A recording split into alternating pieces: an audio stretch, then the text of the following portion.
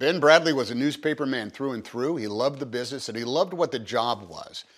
He loved what the job was to find the truth, discern what it is, and put it out there and let people decide for themselves. His coming to the Washington Post a few years earlier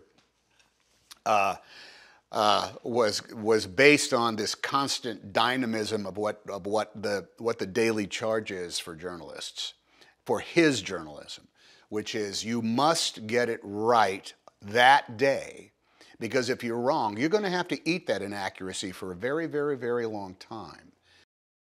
Meryl, or as I call her, Miss Streep, she has 3 or 4 moments of pure cinema that are magnified by the place that they come in the movie. It's one thing to have a cool line and a cool shot and have a cool beat in a movie, but it's something else in order to have them play out when the entire movie is hanging in the balance and you're on the edge of their seat. If you run the story, you'll go to jail and you'll affect the stock offering. You'll hurt. Mrs. Graham is going to be responsible for it.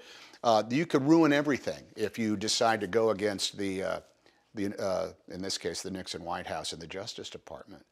But Ben Bradley and many other people there just said, there's no reason to have a First Amendment if we can't do this. And so it was an extremely dangerous call at the time. Now it's like, you can print almost anything and nobody says boo. But at that point, that brand of truth was so volatile that they didn't know if cops were going to come knocking on their doors or if the federal marshals were going to come in and smash up the printing presses in order to keep them going. Stephen he's a great regulator of the tempo and the timbre of a scene. He will ignore moments that you think are important and come in specifically on moments that you didn't even see as being all that necessary, because he's looking at some other aspect of the scene. He would come up to me and he would ask for a little more voice.